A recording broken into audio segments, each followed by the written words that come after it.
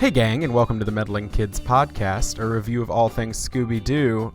There's a lot of Confederate money in this one. I'm Stephen Pappas. I'm Julie Kinn, and I think this has been my favorite episode so far, although it's definitely the creepiest. Today we're talking about the 16th episode of Scooby-Doo, Where Are You? A Night of Fright is No Delight, which is totally wrong, because this episode was delightful to me. It's very rhymey in the title. Yeah, the episode title rhymes. It had lots of creepy crawly. I mean, not creepy. Well, yeah, it did. It had creepy crawlies in it. It was awesome. Okay, so, Stephen, later today in this recording, we're going to do our snack along. Are you prepared? Oh, I am. I've got my tiny carton of goldfish and my tiny little snack-sized bag of marshmallows that my wife let me have because she was making fondant and she could only spare 8 marshmallows. Steven just held up, like, it looks like medicinal pot. It does. It's literally one of those like tiny bags. Just like I held it up to Chris last night during a recording and he's like, are you holding up Oxy? Like, what is that? Right. I'm like, no, it's marshmallows.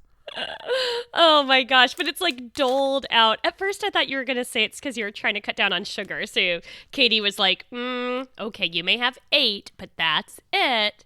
Nope. She was just like, you can have 8 of my marshmallows. I need them for a recipe. And I may have eaten like half of my goldfish last night already. Okay.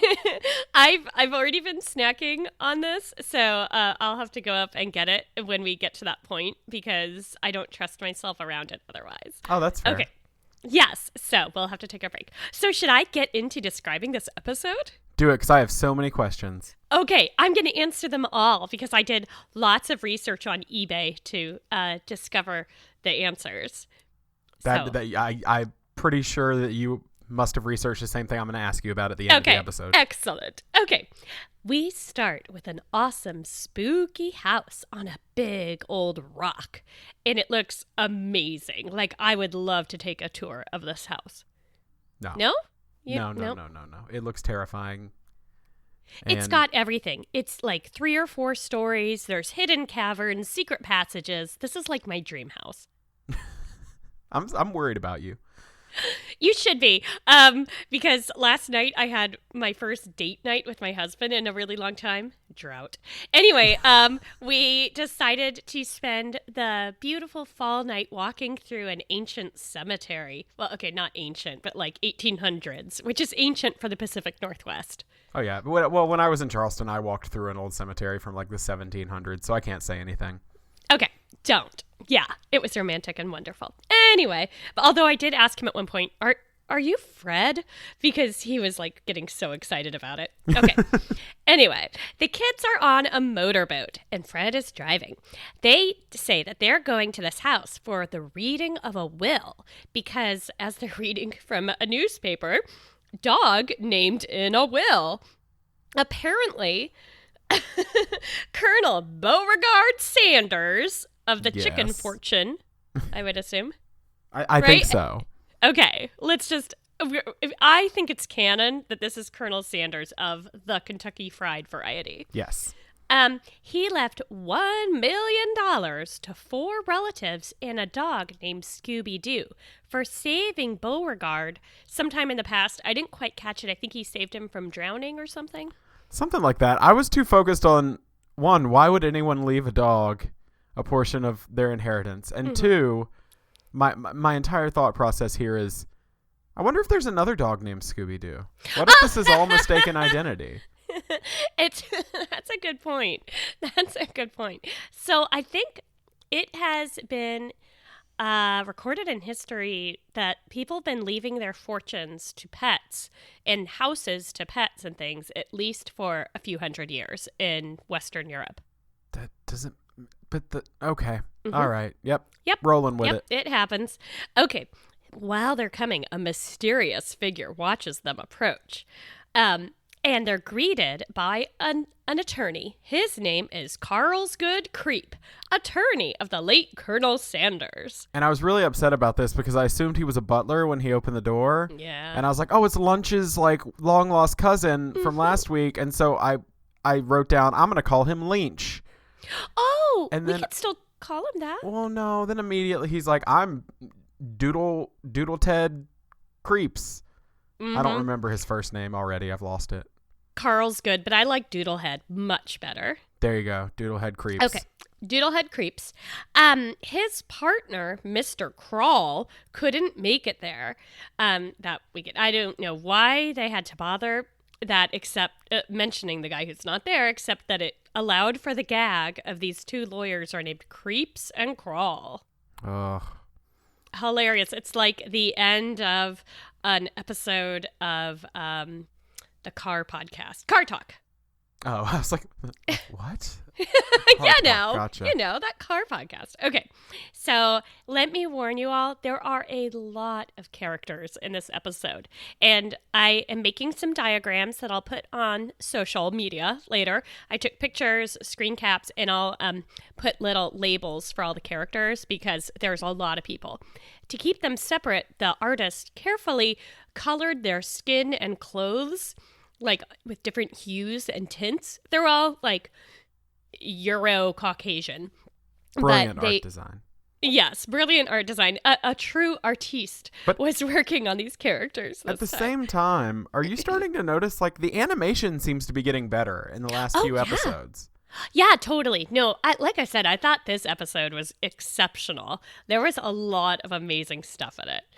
I don't know. You look disbelieving. I was so impressed. Maybe I was just in a great mood. I was high on marshmallows. Too many marshmallows. Not the special ones you have, but the regulation variety. Were they vegan or no? They were not vegan. I got the good kind, and I've cut out sugar due to my other podcast where we give up stuff that we take for granted, and I've kept off the sugar since then. And so as soon as I started eating the mini marshmallows, my body and brain and bloodstream were like, oh my gosh, this is amazing. It's like instant energy. And like, I couldn't stop. It was like I was getting ready for a binge. I had to put them away. It was so good. Oh my gosh. Okay, anyway, don't eat sugar, kids. Okay, I love Mr. Creep's green outfit and slightly greenish skin. Back to the idea that they're all tinted different colors. Colonel Sanders, it turns out, left a record of his will, meaning an actual, like, vinyl record played on a turntable. And I seriously think I had this exact turntable that they used when I was a kid. Did you ever have a turntable or record player when you were a kid? I currently have a turntable. Oh, I did not have one as a kid, but I have a little like it's made like an old time radio like looking one, and you open it up and it's a turntable inside. Oh, that is it's also super a cool. AM, FM radio, all that good stuff. It's one of those like that's high tech. Or yeah, low. Except it's kind of busted, so I need to get a new one because it plays everything at too fast of a speed, so it sounds off pitch.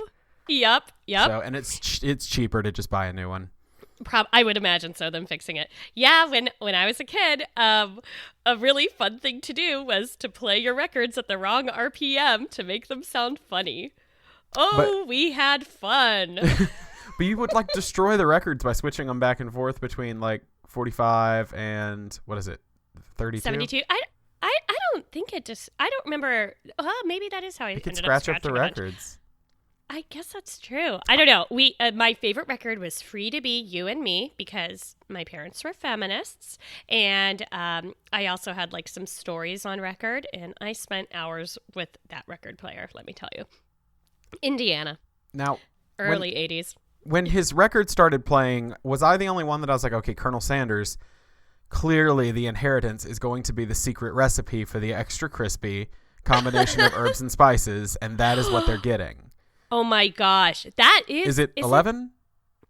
11 yeah, isn't that one of those things where like no one single individual has the entire recipe? It's like split among 4 different individuals. And like if all of them die on a boat at the same time, then it's lost forever. Right. And they all have keys that they have to turn at the exact same time to release the spice mix into the flour. Right. Yes. Yeah, I think that's canon for Colonel Sanders. I hope it is. I hope so. Well, rest assured, everyone, Colonel Sanders has a delightful Southern accent, and I will now imitate it. Greetings, y'all. Cousin Sybil, nephew Normal, sweet cousin Maldehyde, cousin Slicker. Hold on. Cousin Maldehyde? Sweet cousin Maldehyde. Do you think her first name is Fur? Oh, yeah, absolutely. Because what? Yeah, well, they all have really weird names. Okay, so Cousin Sybil is a male, and later his name sounds like Cousin Simple, so I might have gotten that one wrong. Nephew Normal, Sweet Cousin Maldehyde, who does not look sweet. No. And Cousin Slicker, who does have a very slick, pencil-thin mustache. And my old friend Scooby-Doo. To inherit my fortune, okay, I'm going to stop the accent. Okay, basically, they're all going to split the $1 million. Conveniently, his entire fortune was, a whole number. They're going to split $1 million if they spend the night in his haunted house. And if you leave, your share is split among the remaining members. And BT Dubs, the mansion is haunted. Yeah, so is this just Clue? It's a cross between Clue and Brewster's Millions, because I don't know what that other thing is. Steven! Okay, please, can we watch that at the end of our next series or the one after that? Because I think we're going to do Pirates of the Caribbean after Goonies. Brewster's Millions is so good. Okay, so I have to rate myself. That's the end of season 3. Or I'm just gonna send it to you. Let's see. I've already decided that we need to stick with our idea of doing a Christmas special where we watch the Munsters. Oh yeah. I love it. That's definitely gonna be in there. Okay, Brewster's Millions. It's not really spooky, but it's a great movie. Oh my gosh. Okay.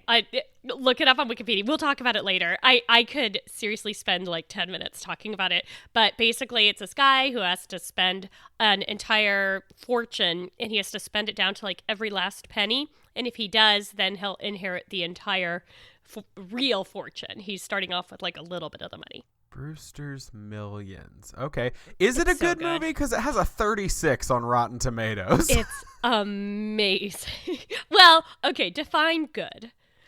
I mean, it's got Richard Pryor in it, so I'm sure it's got to be funny.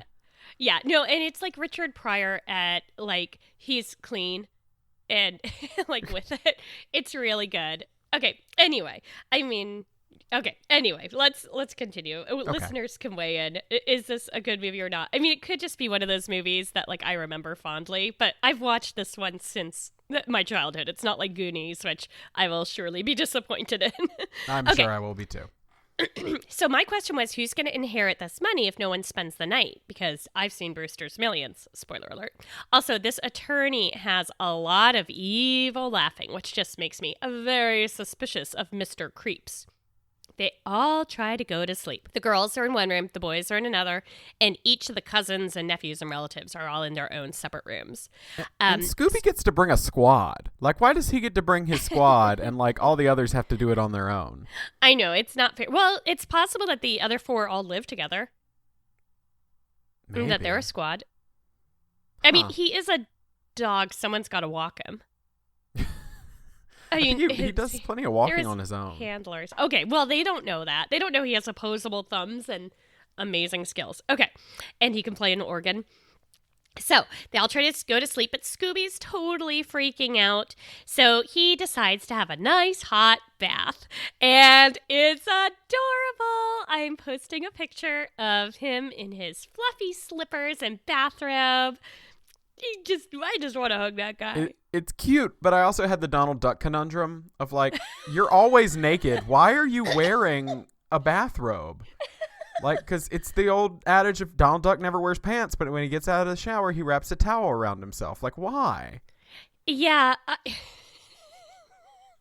The ones that freak me out are the Winnie the Pooh types that only wear shirts and no pants. I mean, that's how I live my life every day. Usually within the home, but I went through a long period of unemployment, and as How I Met Your Mother taught me, your underpants radius kind of grows as you get more and more sad during unemployment. And so it started with running out to my car to get something, and eventually I just walk to the mailbox in a shirt and boxers, just yep, this is my life now. This is what I've become. My new work clothes. Okay, so While this is happening, Shaggy is making a huge Dagwood sandwich. And so I think that that's a good time for me to go run and get my snack materials and we can have our chomp along. Woo! Okay, I'll be right back. Sorry for the pause. Mid-episode chomp I shouldn't have done this before. I'm sorry, Steven. Oh, it's fine. Hey, y'all. So I don't know if I'm going to leave this in, but I'm just hanging out. I'm looking at Julie's webcam. It's gonna be awesome. She's so excited about goldfish. I don't know if y'all heard that, but Ladybird, her dog, is just chill. Oh, Ladybird's really excited about goldfish, y'all. Ladybird is like pumped. She's getting psyched. Oh, my dogs are excited. It's so see, even Julie agrees. You know. Sorry, I've been talking to the listeners. I think I may leave it in. Listeners, okay, it's your choice. So, listeners, in case you have no idea what we're talking about, in our last episode, Stephen told us about one of his favorite college snacks, which is taking 2 goldfish crackers of the cheddar variety and sandwiching a mini marshmallow betwixt and chomping. And I was intrigued by this. I thought it might be Shaggy worthy. And so we're having a chomp along, and I know some of our listeners are engaging with us as well. So thanks, listeners. Hold. Uh-huh. Are those flavor blasted goldfish? I was hoping you wouldn't notice. You had one job, Julie. Dude, I have this gigantic box of flavor blasted goldfish. I was not going to buy more. Okay. I bought this tiny little like pint-sized carton. You could have just gone with like the little dudes. They're like 99 cents. I can lick off the flavor crystals first or something. I actually was going to suggest that, but then your whole mouth will taste like cheddar. Nobody wants that. I don't want to ruin my palate. Oh, okay. It's going to be weird with the flavor blasted. I'm warning you. So if it's bad, I blame that, not the actual snack. Also, I know how much people love when we, and by we I mean podcasters, eat into the microphone. So I'm going to sit back while I eat. We can back up a little bit. Yeah, I don't know. What do you guys like more, the chomping sounds or my snotty breathing from my sickness? So this is how you do it. All right, I'm prepared. Okay, right. Listeners, let's go. 1, 2, 3. Oh my god, this is so good. It's everything I remember it. Oh my gosh. Isn't it so good? Let's just cancel the recording and do this for the rest of the morning. I know, I'm not crazy. Oh my god. And now, hold on. Now I've got 6 in my hand. And I'm going to put 3 mini marshmallows in my mouth at one time. And I'm just going to do a whole bunch of it. Okay, so after you have the first sandwich, you're allowed to just chomp as long as it's in the right ratio. You don't have to continue to sandwich them. Right. You do have to, however, have the right ratio. Okay, because you were very specific about that last time. Okay, I'm going to eat just a few more, and then I'll stop because this is probably getting really annoying. Oh my god. It's beautiful audio, I'll tell you that. I like how we're alternating, like biting, though, so one of us can talk. It makes sense. Mm-hmm. We're not even doing that on purpose. Oh my gosh. Listeners, I highly suggest this. Yes, I'm telling you, like, everybody thought I was crazy as a kid, but you know what? Joke's on them. Goldfish and marshmallows is, like, the best. It's amazing. It's kind of like going to the movie theater and putting, like, Whoppers in popcorn. No? Not just me? No.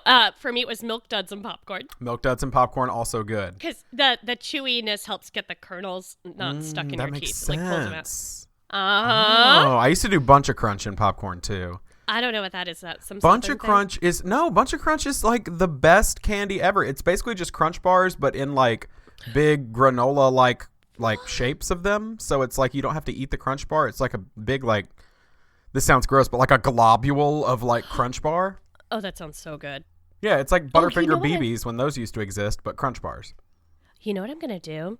What? The leftover marshmallows, I'm going to try an experiment where I make a Rice Krispie treat, except instead of adding Rice Krispies, goldfish. You're blowing my mind. Wouldn't it be good? Maybe. Okay, so here's the deal. If it's good, you have to bring some of those to DC during DC Podfest so I can eat them. Yeah, can you tell everyone about DC Podfest while I take a note to make these weird snacks? Sure. Hey, do you want to make that our commercial break this week? Yeah.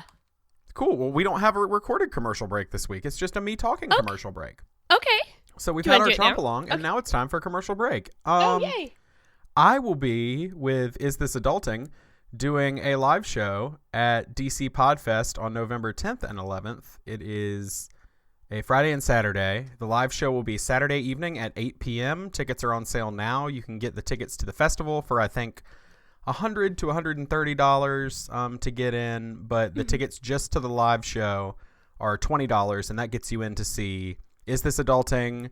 That gets you in to see the Karen and Ellen letters live, and that also gets you in to see a unannounced third show that has not been announced seriously? yet. Gosh, that's such a good deal. I already bought my ticket. I couldn't believe it was $20 for everything. Yeah, I thought I was going to have to pay for $20 for both of them. That was awesome. I already got my tickets. I'm so excited. I'll be there too. Also, I'll be Julie will be speaking. Yeah, I'll be doing a little workshop during the conference itself or the fest itself about how to work with listeners and maintain boundaries and keep everyone safe and stuff like that. So, yeah, can't wait to see you all. I like how I'm having a moment where I'm like, I should email the DC Podfest people and say, hey, is it an unannounced third show because you don't have one? Because I have another podcast called Meddling Kids. Yeah, that would be pretty fun, actually. We could do a viewing. We could do a viewing, and, well, we could suggest that for next year, maybe. Yes. Okay. Anyway, should we get back to the show after I cough a little bit? Yes, let's do that. I will probably continually throughout the podcast very unprofessionally be eating goldfish, so just letting y'all know. Thanks for the warning. It's lunchtime here. I'm hungry. Oh my gosh, it was so good. Okay, Shaggy's making a huge Dagwood sandwich. Not dogwood. Dogwood is a tree. That sounds disgusting. That is a tree. Yeah, but a beautiful tree. He adds salt, pepper, and then there's just like this random goldfish in his room. He adds some fish food because his sandwich didn't look disgusting yet. This fish is not happy, and it grows like some sharp fangs and kind of threatens Shaggy a little bit. Meanwhile, Scooby's in the bathtub, and he uses this huge bath brush and a bar of soap to brush his teeth, kind of like when Steven was a little boy and his parents punished him for swearing. That's exactly how they did it, too. With a big back brush, and they just put soap on it and just scrub it. Poor guy. All of a sudden, a panel opens on the wall next to the tub, and we see a spooky ghost. And Scooby doesn't notice this, and I'm so glad because, seriously, if that had happened to me, I would never bathe again. It was so freaky. I got nothing. Oh, I leaned into the mic like I had something, and then I went, no, I got nothing. I'm just going to enjoy these marshmallows. I think he was just trying to creep me out. He looked kind of like a spooky ghost in the panel of my computer. Yeah, this would seriously freak me out. Okay, Scooby doesn't notice, but then the whole wall behind him opens up, and the tub goes through the opening and comes back without the wee little pup. Scooby ends up sliding down, I think, a coal chute. I'm assuming because he ends up in a big heap of coal, which also made me wonder, how do they even get supplies to this place? Because there's no roads connecting it. Colonel Sanders must have a lot of money. Or have had. With the KFC empire that he's built. How does he even get his fried chicken? You know what? We never got a view of his kitchen. Usually when they're in a new place, we see the kitchen. Not this time.